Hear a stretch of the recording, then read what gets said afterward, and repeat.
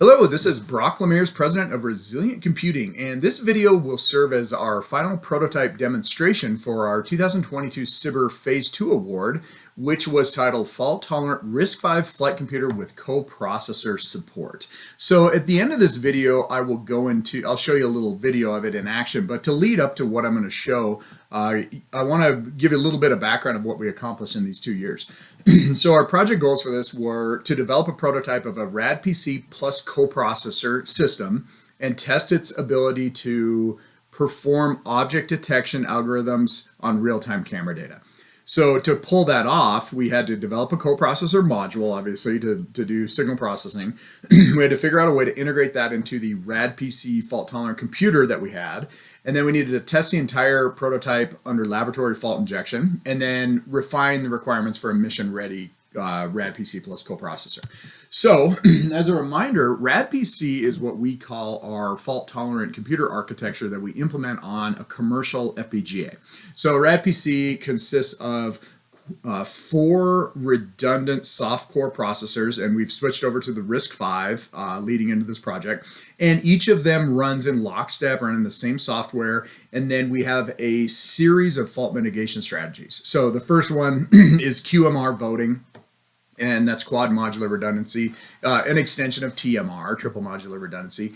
And we do quad modular redundancy because that gives us the ability to still have 3 active if one goes down, and we can actually perform partial reconfiguration of one of these. And that's kind of a big advantage in terms of the reliability. It gives you a big boost there. But then we have everything else you've ever heard of and a couple more. So we have arbitration voters on registers at the CPU level. We have memory scrubbing on both the data memory and instruction memory. We have the software mitigation system that goes in the back door and actually looks at the error correction codes of the configuration memory of the FPGA. And then now we have embedded a new component, which is called the coprocessor hardware. And all of this resides on any FPGA, but it turns out we implemented a system to use an RTX 7200T FPGA, and we actually built this board to fit into a CubeSat form factor. So this is what we wanted to do. We wanted to take camera data and stream it through our computer system and then display it on an LCD screen. And we wanted to do some signal processing using a coprocessor, but we wanted RAD-PC to be kind of the control unit. We didn't want to do the software for the signal processing on RAD-PC. It's going to be like this reliable, safe system that sits on the side and just kind of pulls the strings of the fast processor, which is the coprocessor. So what we want to do is we want to have a data management unit that streams the camera data directly to the display, and then we want to pull off data and do signal processing and artifact extraction, and then we actually want to overlay it back on the display to show that we're actually doing this for real. So that's kind of what we're trying to do. So we had to go into RAD-PC and re-architect how we were going to handle this hardware accelerator. So RAD-PC, you can think of it as a microcontroller to the user. So it's basically got everything is memory mapped, including its data memory, instruction memory, and all the peripherals. So it's digital I/O, it's serial I/O, timers, A to D converters, etc. So we decided we're going to memory map the hardware accelerator as a block within the memory map system of RAD-PC. That allows you to basically write software to interact with it by just reading and writing in registers and setting up interrupts and watching flags and triggering interrupt service routines. And that allows us to basically integrate it into RAD-PC without ever having to change RAD-PC going forward. So this is the memory map. One of the big things we did in this project is in order to support what we wanted to do, we actually created a new single board computer. So this is brand new. We did multiple revisions of this throughout the project. The big dog is the RTX 7200T FPGA right here. This board is meant to go into a CubeSat. So it's got the stacking connectors that you could just stack this up. We decided to go with a PC104 120 pin connector. We're electrically compatible with that interface, but not protocol compatible. And it gives you a lot of I/O. So we've got 64 general purpose I/O. We've got a SPI, a UART, a couple other pins, and we'll work on trying to get these interchangeable in the future to swap in A to D converters. We actually have an MSP430 right here that serves as kind of the housekeeper. So this is what handles configuring the FPGA, doing partial reconfiguration, and also just doing instrumentation. So we actually watch the currents and the voltages of everything going on in the system. And this can actually be replaced with a rad hard MSP430 if you wanted to to spend the money. We have onboard memory for our configuration memory and our program memory, our instructions, or basically our programs. And then we also have quad redundant off-chip memory in the form of these flashes, okay? So that's the new board that we created. To do our project, what we did is we had to build up a little camera to display interface board, and we chose a stacking configuration. So here's a stack that we came up with. We basically built a 1U mock-up, and we stacked this little board on top of it, and this basically interfaces with RadPC through the PC104 connector, and that allows us to bring in camera data and also output it to a display. So then we have this little 3D printed box right here. We got a little camera that pokes out one side, and then we have the display mounted to one side, the other side, and basically you can carry it around or mount it to a camera tripod, and you can basically look at images, and what we tried to extract was a horizon. So this is it in action. Our feature we were trying to extract was a horizon of a planetary body, but we also added in the ability to calculate the roll angle, and the roll angle is basically what it would take to orient the spacecraft normal to the horizon. And you see that when you look at this little arrow right here. So it's like if it's oriented going counterclockwise, you're rolled to the left too far, so you got to come back. If you're perfectly normal, it'll be a check mark. And then the actual angle itself is actually streamed up through a UART. So if you connected a computer to this and want to see the exact angle, you could.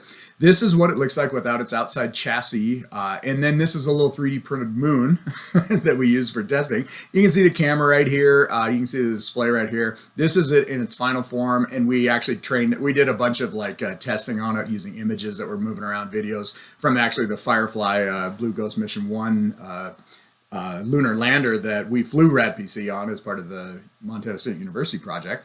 And so everything kind of worked there. And so this is it. This is it in action. Now what we're doing here is we've got the 3D printed moon. You can see the stick. It's basically on a little poker, and we're moving this around. So we're showing that it's working in real time. And it is a little bouncy. There's definitely improvements that we can do. Some of the cabling's pretty good, but just thinking about the processing speed to tighten this up and kind of some of the noise that's in there, what we learned was the camera control is really important, automatically adjusting contrast and stuff like that. But if you look at this, it is looking at this moon, displaying it. This is streamed into RadPC. The coprocessor calculates the horizon, finds it, and then determines where on the image or where on the frame it is, and it overlays it. And you can see this roll angle calculation. Notice how it's rolling when you start off. It's over here. It's like, oh, you're too far rolled to the right. Go ahead and turn left, and then it turns left, rotates left, and then it comes back, and then it's finally at the perfect spot when it goes to the check mark. So this is it in action. So that's the prototype that we developed in this 2-year project. Now, as we conclude on this, basically some of the cool things that fell out of this was along the way, we are bringing this single board computer to market as just a normal radiation tolerant computer that can be used in a small sat as like a CNDH. This hardware supports the coprocessor model. So this thing is going to have this memory map system in there that we can actually add coprocessor features to this without messing with RadPC and bring on features. So right now it's just a really simple 32-bit RISC-V integer only processor. If somebody came up to us and said, I need to do floating point, we could support that by adding a floating point coprocessor as a peripheral instead of trying to modify the RISC-V CPU to be a floating point CPU. So this is something that fell out of this that is really cool because this will be our first commercial offering of our company. And then finally, the last objective of our project was to look at what the requirements would be for a follow-on flight. And we are very excited because we are currently under negotiation for a Phase 2 extended or Phase 2E on this project, in which the NASA Flight Opportunities Office will actually provide funding as the investor and pay for a hosted orbital flight that will demonstrate this particular concept on orbit. And then the SBIR office, if we can get this taken care of, will actually provide the payload development cost. And this is what the proposal will look like. What we want to do is we want to take our RadPC, grab a space grade camera that we've already selected, build a hosted orbital payload. This one right here shows the SpaceX hosted orbital. And basically we want to extract the horizon of the real Earth and do roll angle calculations while we orbit Earth, and verify that this can continue operation while we get struck by radiation. And we're hoping to go over the poles and through the South Atlantic anomaly and actually get blasted. But this will be using our new hardware. And so that is the culmination of this 2-year project. And it appeared to be very successful in my opinion. And we hope to just keep it going with the Phase 2E. All right, that is it for this prototype demo video.